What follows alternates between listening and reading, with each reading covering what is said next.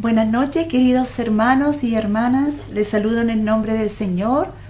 Doy gracias a Dios por cada uno de ustedes que está en esta hora conectado con nosotros también. Damos gracias a Dios por su fidelidad con cada uno de ustedes. Quiero bendecir en esta tarde a nuestro amado Señor Jesucristo, quien por su fidelidad podemos estar acá. Y como ya sabemos, ¿cierto? Estamos a unas horitas de celebrar o de conmemorar la Semana Santa, donde se recuerda, ¿cierto?, la crucifixión, muerte y resurrección de nuestro Señor Jesucristo. Y con respecto a eso quisiera compartir en esta tarde unos versículos de la palabra. Les invito ahí ya, si tienen cierto sus Biblias, que podamos ir al Evangelio de San Marcos, capítulo 14. Marcos, capítulo 14, voy a estar leyendo, compartiendo con ustedes desde el versículo 12 al versículo 25. Y esto tiene que ver con la Pascua judía. Con respecto a eso, quisiera compartir en esta tarde con cada uno de ustedes y que juntos podamos aprender más de las cosas que vivió nuestro Señor Jesucristo, que muchas veces pasamos así como muy superficiales, y quizás ahora vamos a ahondar un poquito más en estos versículos. Ya estamos, Marcos 14, del 12 al 25. Pero antes de dar inicio a estos versículos que vamos a compartir, quisiera que recordáramos en breves palabras dónde tiene el origen la Pascua judía. Y esta está en el libro de Éxodo, en el capítulo 12, desde versículo 1 al 28 aproximadamente, ¿ya? Y antes que también empecemos, ¿cierto?, también mencionar que nuestro Dios es santo, santo, santo. Quiero resumir en unas palabras, ¿cierto?, lo que vivió el pueblo de Israel cuando estuvo 400 años cautivo en Egipto. Sabemos, ¿cierto?, que nuestro Dios envió a Moisés junto con su hermano Aarón a hablar en reiteradas veces con el faraón para que dejara a su pueblo libre, ir al desierto y servirle. Y también sabemos que el corazón endurecido del faraón no lo permitió. Y es así que Dios envía juicios, y estos consisten en plagas. Y la última plaga, la 10ª, fue la más terrible, que consistía, ¿cierto?, en la muerte del primogénito, así de hijo como así también de animales. Y Dios ordena al pueblo de Israel que sacrifique un cordero, ¿cierto?, sin defecto. Y con la sangre de este cordero ellos iban a pintar los postes y los dinteles de sus casas, ¿cierto? Eso es solo para recordar lo que tiene que ver con esta Pascua judía. Y aquellos que creyeron en lo que Dios les había dicho, que sacrificaran este cordero, que con esta sangre pintaran sus dinteles de las puertas y que también comieran esta carne. Y todos, de tal manera que todos aquellos que habían creído y aceptaban lo que esta salvación que Dios había provisto, veían la muerte pasar por encima de sus casas. Y esto es lo que se llama Pascua, en hebreo Pesaj, que significa pasar por alto, pasar de largo. Es decir, al pueblo de Israel, por haber creído y haber obedecido a Dios, haber hecho lo que Él les ordenó, el ángel de la muerte pasaba. Es decir, la ira de Dios no tocaba a todos aquellos que habían creído en Él, en el refugio, en la puerta de escape que Él había dado. Y a partir de ese momento, y por más de 1500 años, los judíos celebraban esta fiesta de la Pascua en sus hogares.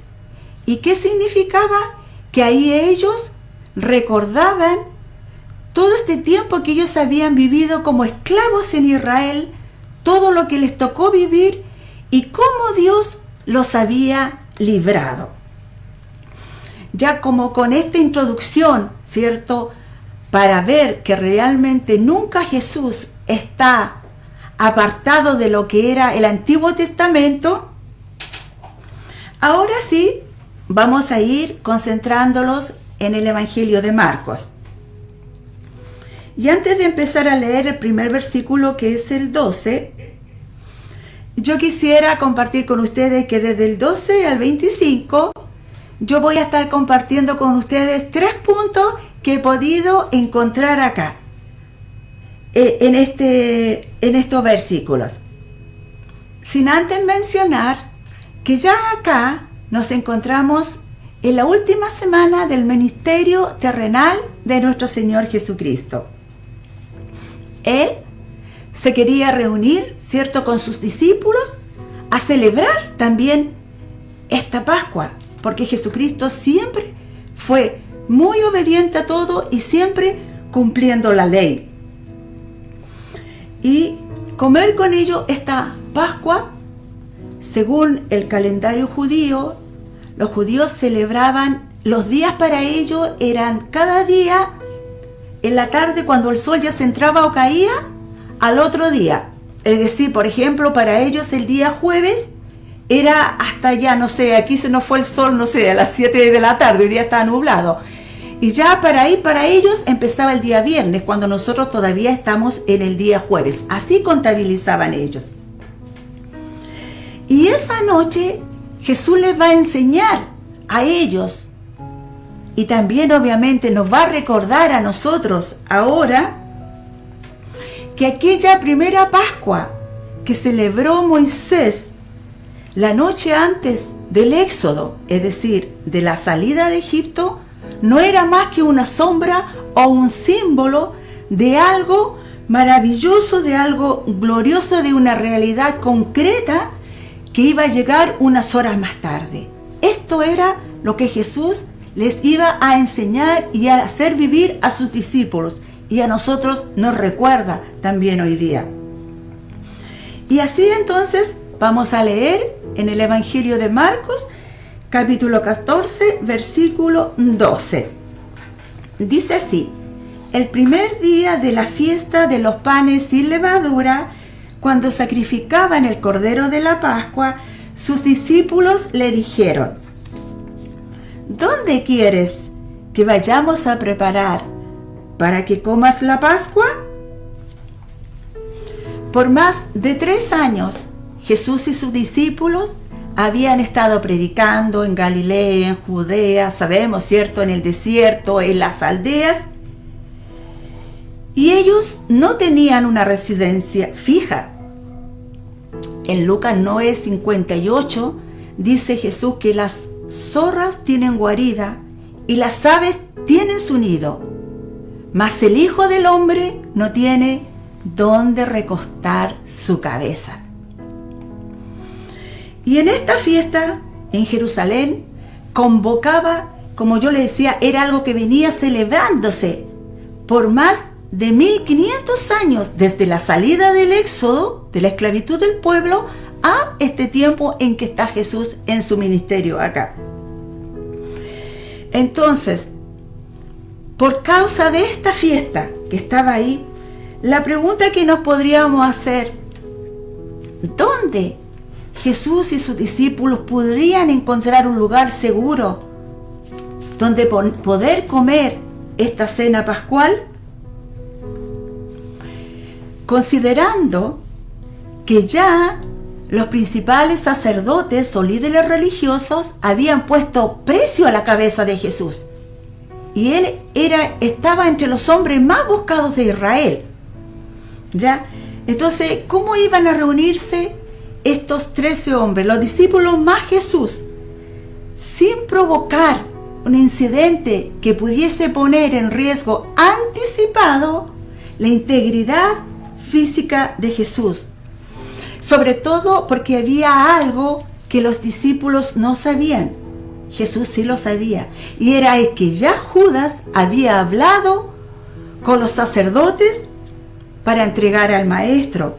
Y eso lo pueden verificar dos versículos adelante, en el versículo 10. Y vamos a continuar leyendo. Dice al 13, y envió 2 de sus discípulos y les dijo: id a la ciudad, y os saldrá al encuentro un hombre que lleva un cántaro de agua. Seguidle, y donde él entrare, decid al señor de la casa: el maestro dice, ¿dónde está el aposento donde he de comer la Pascua con mis discípulos? Entonces, acá no los nombra, pero por Lucas sabemos que estos 2 discípulos que Jesús envió para la preparación, para los detalles de la preparación de esta cena pascual, eran Pedro y Juan. Y aquí hay un detalle bien importante, porque sabe usted que las mujeres eran las que normalmente cargaban el agua en cántaros y los hombres llevaban el agua en pieles. Entonces acá era extraño que los discípulos iban a encontrar a un hombre cargando un cántaro de agua, porque recordemos que Jesús estaba en Betania, y de ahí de Betania él manda, ¿cierto?, a estos 2 discípulos para toda la preparación de esta cena pascual. Luego dice en el 15:16, le dice Jesús: y él mostrará un gran aposento, alto, ya dispuesto, preparad para nosotros allí. Fueron sus discípulos y entraron en la ciudad y hallaron como les había dicho y prepararon la Pascua. Todo sucedió exactamente como Jesús lo había descrito. Este aposento o habitación ya había sido dispuesta por Dios. Pero algo importante, que aún la traición de Judas estaba contemplada en el consejo anticipado de Dios. Jesús sabía desde un principio que toda su vida iba a desembocar en la cruz, y así se lo había hecho saber una y otra vez a sus discípulos. Y esto nos lleva a los siguientes versículos, del 17 al 21, donde Jesús anuncia al traidor. Dice el versículo 17: y cuando llegó la noche, vino él con los 12. Vinieron, ¿cierto?, al aposento. Y cuando se sentaron a la mesa, mientras comían, dijo Jesús: de cierto os digo que uno de vosotros que come conmigo me va a entregar. El 19: entonces ellos comenzaron a entristecerse y a decirle uno por uno: ¿seré yo? Y el otro: ¿seré yo? Jesús, cuando pronuncia esta palabra en Juan 13, dice que él se conmovió en el espíritu cuando anuncia que uno de ellos le va a entregar. Es decir, Jesús estaba sufriendo, tenía seguramente dolor en su corazón. Y dice que los discípulos empezaron a entristecerse. ¿Cómo era posible que en medio de ellos hubiera un traidor? Y mire, cuando los judíos comían, ellos acostumbraban a tener, pueden ser tazones, pueden ser platos, así distribuidos en la mesa cuando eran varios comensales. Y quizás uno no se alcanzaba para 3 o 4 personas, y ahí ellos ponían salsa, frutos secos, ponían vinagres, y el pan sin levadura lo untaban ahí, en eso. Y cuando los discípulos le preguntan quién es, él no responde directamente, él no da el nombre. ¿Qué es lo que él dice? Y luego dice en el versículo 20, y él respondió y dijo: es uno de los 12 el que moja conmigo en el plato. Es decir, él no solamente conocía el corazón de Judas, sino también Jesús sabía que esto había sido profetizado ya hace 1000 años atrás. Y eso lo vemos en el Salmo 41:9, que vamos a leerlo cuando se refiere al que moja el pan con él. Dice Salmo 41:9: aún el hombre de mi paz, en quien yo confiaba, el que de mi pan comía, alzó contra mí el calcañar. Debe haber sido muy doloroso para nuestro Señor haber tenido que vivir eso. Y miren, quizás esto nos sugiere que Judas estaba sentado bien próximo a Jesús. Y no era un extraño el que decidió vender a su maestro por 30 piezas de plata. Era alguien cercano, era alguien que había vivido con él más de 30 años, que había experimentado el poder, la misericordia, había sido testigo presencial de la sabiduría y sobre todo del maravilloso, hermoso y extraordinario carácter de nuestro Señor Jesucristo. Este era el que iba a entregarle. Luego dice en el versículo 21, le dice Jesús: a la verdad el Hijo del Hombre va, según está escrito de él, mas ay de aquel hombre por quien el Hijo del Hombre es entregado. Bueno le fuera no haber nacido. Los líderes religiosos habían decidido arrestar a Jesús después de la Pascua, después de la fiesta, porque ellos decían: si lo hacemos ahora, quizás se va a armar una revuelta o un tumulto, o cómo va a reaccionar el pueblo al que ellos dicen ser que es su Mesías.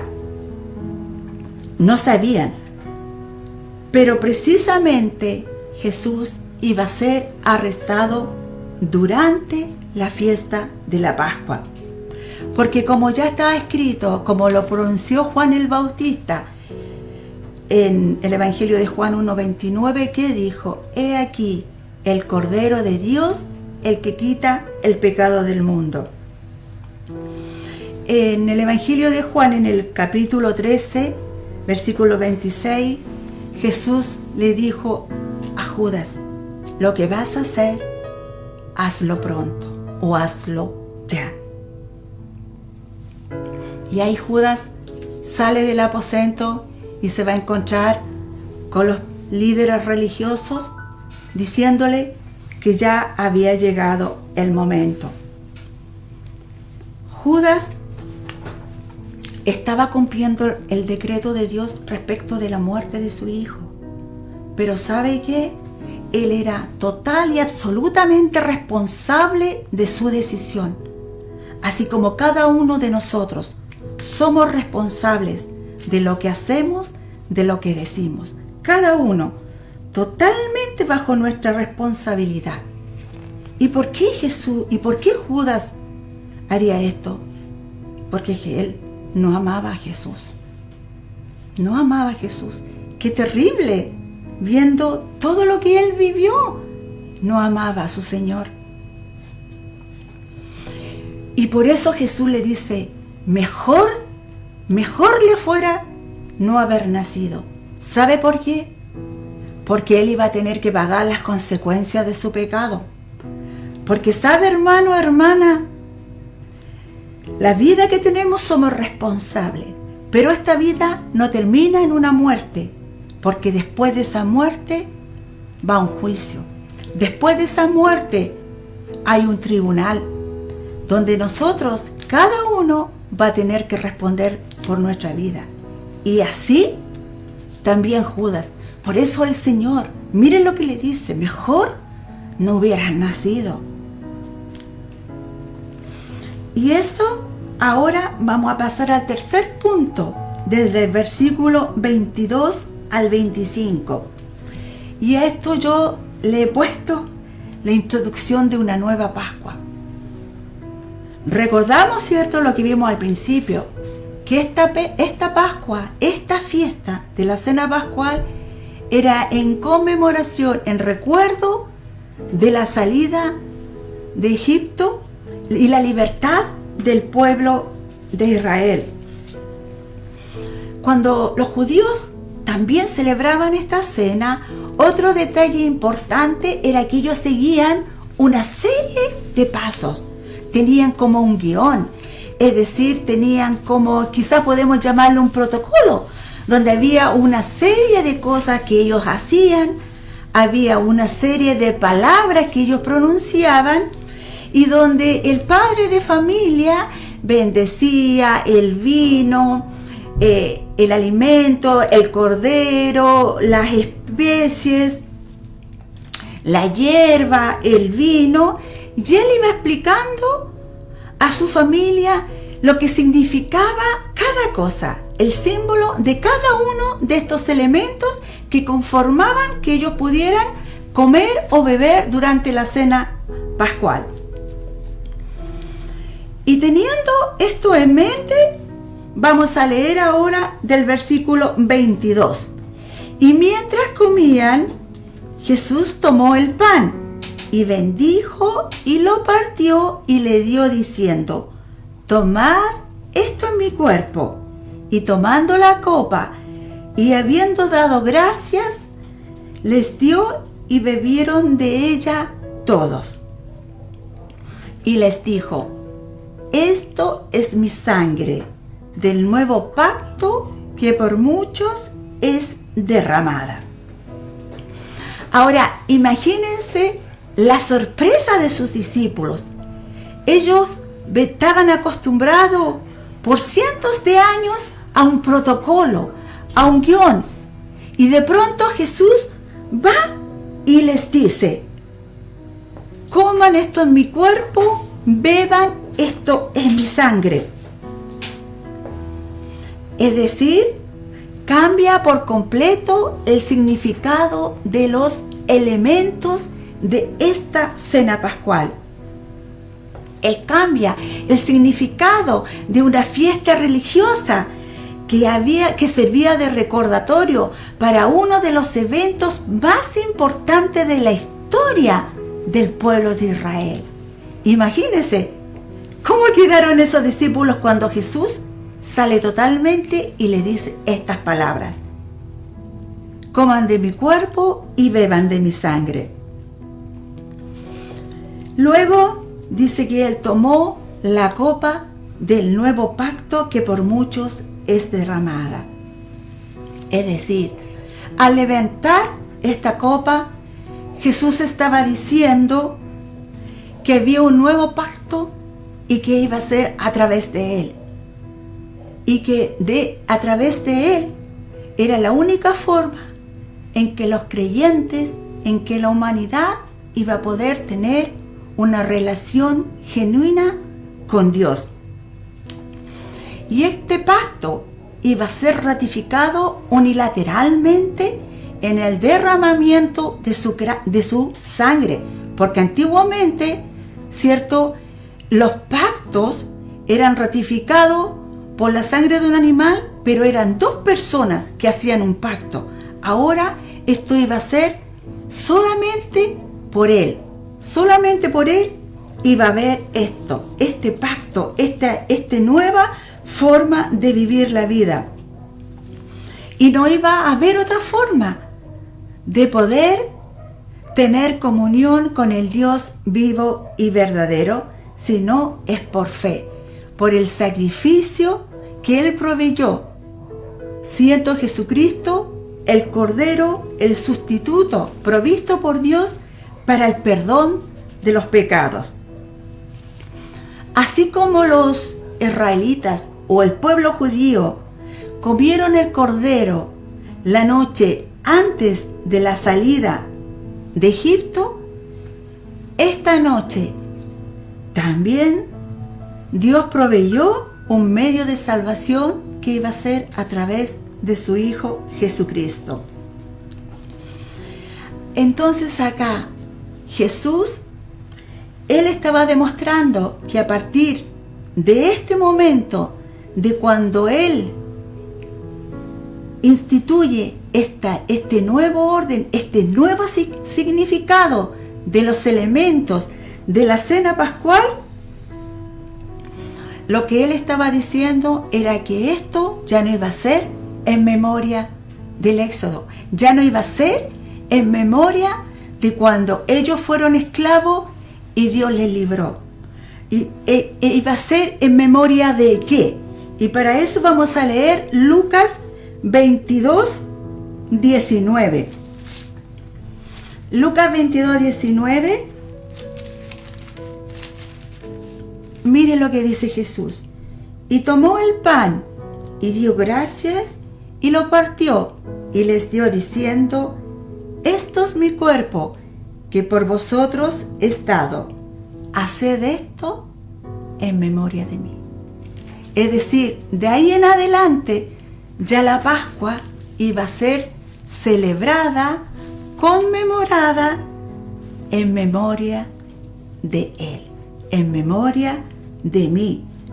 Por eso que nosotros cuando celebramos también la cena lo hacemos, ¿cierto? Como Él dice, desde ahí en adelante, todos los creyentes, la iglesia de Jesucristo, los que creyeron en esta salvación, en este sacrificio de este Cordero, lo iban a hacer, lo vamos a hacer en memoria de Jesucristo. Ya los que hemos aceptado a Jesucristo como nuestro Señor, como nuestro Salvador, que nos hace justos delante de Dios, ya nosotros no tenemos que seguir viviendo siendo esclavos. Tenemos que ser libres.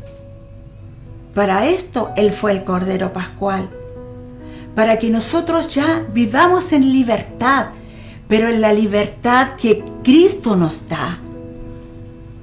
Mi pregunta, o quizás algunos de nosotros a veces nos sentimos esclavos de algo. De muchas cosas podemos sentirnos o a veces ser esclavos sin darnos cuenta. De malos pensamientos, de malas palabras, de rencillas, de falta de perdón, de realmente no amar. Somos esclavos tantas veces quizás de murmuración. Y Jesucristo murió para que no seamos esclavos, para que seamos libres, porque Él es nuestra libertad. Y mire, en Juan 8:36, quiero terminar con este versículo, Juan 8:36, dice: así que si el Hijo os libertare, seréis verdaderamente libres. Si el Hijo nos liberta, somos libres. Y también Él nos da qué es lo que tenemos que hacer. No, yo no voy a decir porque el Señor me dice que si Él me hace libre, yo puedo hacer lo que quiera. El Señor nos ha dado desde el principio hasta el día de hoy mandamientos. Y Él es la verdad, y Él es la vida, y Él es el camino. Así que esto era lo que yo quería compartir. Y hermano, si hay algo que yo soy esclavo, y a veces son fracciones de segundo, y eso nos atan. Quizás no estamos esclavos en Egipto, quizás no tenemos un yugo de esclavitud ni sufrimos, pero cualquier cosa que hagamos que esté contra la voluntad de nuestro Señor, ya nos salimos de esa libertad maravillosa que Él nos quiere dar en Él. En Él. Así que si en esta tarde hay alguno de los que nos ha estado escuchando, yo misma he cometido algo que quizás puede ser algo pequeño, pero ya de alguna manera me esclaviza. Y Jesucristo es el Cordero Pascual, es la cena pascual para que nosotros seamos libres y vivamos en paz y vivamos en abundancia, sabiendo que Él es la cena pascual. Y si hay algo que nosotros vivimos felices, dichosos, bienaventurados, es saber que nuestro Señor Jesucristo resucitó y está a la diestra del Padre. Nosotros como cristianos no vamos a tener un viernes, un sábado, un domingo, como dicen, no hacer nada, no decir nada indebido, no comer esto. Porque eso no es lo que nos enseña el Señor. El Señor dice, arrepiéntete de tus pecados, pide perdón, acepta a Jesucristo como tu Señor y puedes venir a Él y Él te va a perdonar y vas a poder tener una comunión con nuestro Señor. Si el Hijo te libertare, serás verdaderamente libre.